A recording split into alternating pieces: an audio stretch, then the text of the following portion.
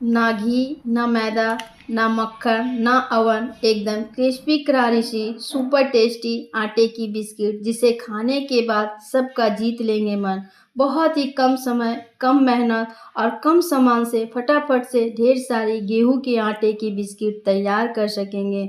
वह भी ना कोई कलर और ना कोई बेकिंग पाउडर के बिना। बाजार की बिस्किट से कई ज़्यादा टेस्टी अब आप अपने घर पर तैयार कर सकते हैं। तो देरी किस बात की, फटाफट से रेसिपी को शुरू करते हैं। और रेसिपी शुरू करने से पहले आपसे रिक्वेस्ट है कि आप यदि अब तक चैनल को सब्सक्राइब नहीं किए हैं तो प्लीज़ चैनल को सब्सक्राइब कर दीजिए।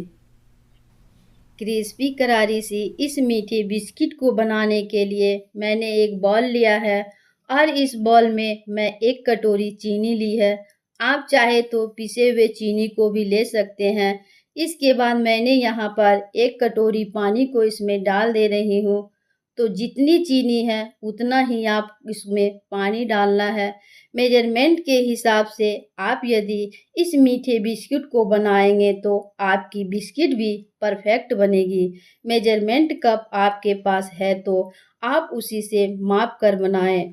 और यदि आपके पास नहीं है तो आप मेरे जैसे कटोरी ले लीजिए या फिर आप इसे गिलास या कप वगैरह से भी माप कर बना सकते हैं।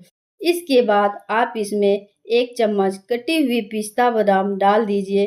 पिस्ता बादाम डालने से क्या होगा कि जब आप इस बिस्किट को खाएंगे तो इसमें बादाम का फ्लेवर आ जाएगा जो बहुत ही अच्छा लगेगा। अब इसमें आप डाल दीजिए एक बड़े चम्मच वाइट वाला तिल। इसके डालने से आपके बिस्किट का लुक एकदम बाजार जैसा लगेगा। यह बिल्कुल ऑप्शनल है। अगर आपके पास नहीं है तो आप इसे पूरी तरह से स्किप कर सकते हैं।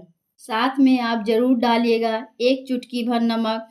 मीठे में आपने पहले कभी अगर नमक नहीं डाला है तो अब आप डालकर इसे ट्राई कीजिएगा। मीठे का स्वाद और भी बढ़ा देता है। तो ज़रा सा ही यहाँ नमक का इस्तेमाल करना है आपको। इन सारे चीज़ें डालने के बाद अब इसमें मैं डाल दे रही हूँ 6 बड़े चम्मच रिफाइन तेल। यहाँ पर आप इस मीठा को घी से भी बना सकते हैं या फिर डालडा से भी बना सकते हैं या फिर इसे मेरे जैसे रिफाइन तेल से भी बना सकते हैं। कोई दिक्कत वाली बात नहीं है। यह सभी में बहुत ही अच्छे से बनकर तैयार होता है। अब इस मिक्सर में मैं 2 कटोरे गेहूं के आटे डाल दे रही हूँ क्योंकि यह गेहूं के आटे से ही बनते हैं तो इसलिए मैं यहाँ गेहूं के आटे को ही यूज कर रही हूँ। और इसे इस तरह से मिक्स कर दीजिए।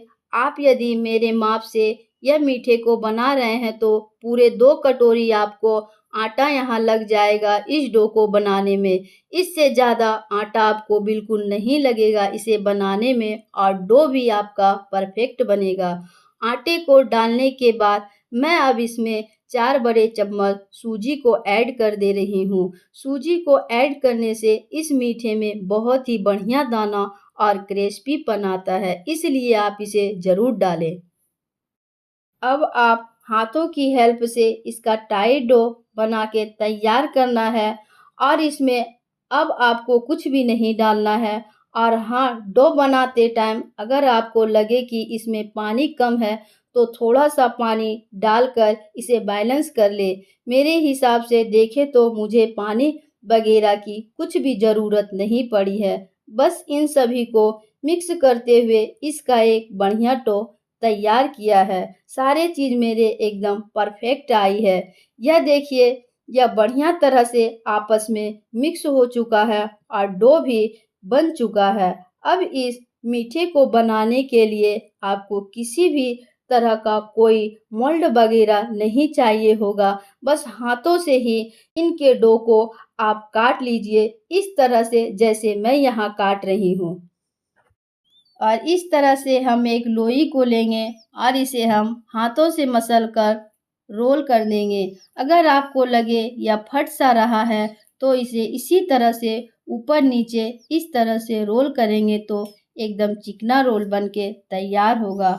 और हाँ, इसे ज़्यादा पतला नहीं करेंगे, थोड़ा मोटा ही रखेंगे। देखिए मेरा यहाँ एक रोल बन के तैयार हो चुका है। इसी तरह से हमें सभी डो को तैयार कर लेना है। रोल जितना अच्छा बनेगा उतना अच्छा आपका यह मीठा बिस्किट बनके तैयार होगा। देखिए मैंने सभी डो को इस तरह से रोल बना के तैयार कर लिए हैं और यह अभी गीला है और आप यदि इसे अभी ही तेल में तलेंगे तो यह बढ़िया से नहीं बन पाएगा। तो अब आप क्या करें कि इन सभी रोल को 25 से 30 मिनट के लिए इसे फ्रीज में रख दीजिए। 25 से 30 मिनट में आराम से यह सेट हो जाएंगे। चलिए तो मैं इसे फ्रीज में रख देती हूँ। 25 से 30 मिनट बाद रोल को हमने फ्रीज से निकाल लिया है और निकालने के बाद देखिए यह बिल्कुल अच्छे से सेट हो गया है। सूजी भी आसानी से फूल चुकी है। अब मैं आपको इन्हें काट के दिखाती हूँ। जिस भी शेप में आप बिस्किट बनाना चाहें, पतले मोटे उसी हिसाब से आप इसे काट सकते हैं। मैंने 1-1 इंच के गैप से देखिए इस तरह से सारे बिस्किट को काट लिया है। बच्चों को बिस्किट खाना बहुत ही पसंद होता है, लेकिन मैदे के बिस्किट रोज-रोज खाना अच्छा नहीं होता और हेल्दी भी नहीं होते। तो आप इस तरह गेहूं के आटे के बिस्किट बना के घर में रख लें। जब भी बच्चे बिस्किट मांगे तो यह बिस्किट उन्हें दें, बहुत ही बढ़िया लगेगा। तो देखिए इन्हें काटने पर इनकी शेप थोड़ी सी अलग हो जाती है। तो आप उँगलियों से इस तरह से दबा के और बिल्कुल गोल कर लें और ज़्यादा दबाना नहीं है, ताकि इनको जब हम फ्राई करेंगे तो क्रैक्स आराम से पड़ जाए। तो दबाना बिल्कुल भी नहीं है, हल्के-हल्के हाथों से इस तरह से इन्हें गोल शेप दे देना है। तो इसी तरह से देखिए मैंने सारे बिस्किट बना के तैयार कर लिए और बीच में छोटे-छोटे बादाम के टुकड़े दबा दिए हैं, ताकि यह खाने में और दिखने में बहुत ही बढ़िया लगे। अब मैं चलती हूँ इसे तलने के प्रोसेस में। इसके लिए मैंने पहले से ही गैस पर तेल को गर्म होने के लिए रख दिया था। आपको यहाँ ध्यान यह रखना है कि ऑयल को बिल्कुल ज़्यादा गर्म नहीं करना है। जब यह हल्का सा गर्म हो तब ही इसमें आपको बिस्किट को फ्राई करना है। ज़्यादा गर्म कर लेंगे तो बिस्किट डालते ही बाहर से जल जाएंगे और अंदर से कच्चे रह जाएंगे।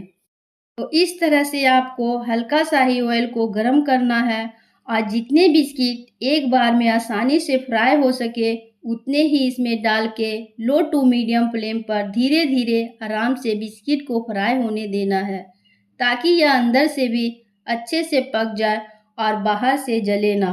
तो देखिए एक साइड से हल्के से कितना बढ़िया ब्राउन कलर हो गया है। अब इसकी दूसरी तरफ से भी पलट देते हैं और दूसरी तरफ से भी क्रिस्पी होने तक इन्हें फ्राई कर लेते हैं। देखिए इसी तरह से बिस्किट को दोनों साइड से फ्राई कर लेना है।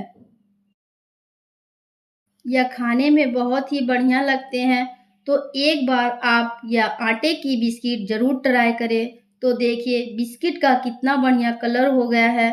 यह अच्छे से फ्राई भी हो चुके हैं। अब इन्हें हम निकाल लेते हैं।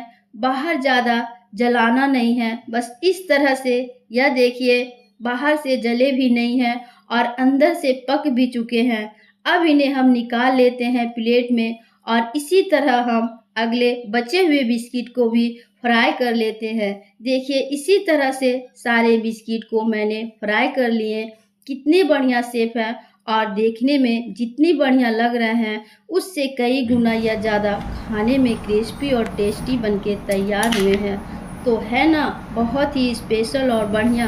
यह बिस्किट की रेसिपी आप ज़रूर ट्राई करिए अपने घर पर।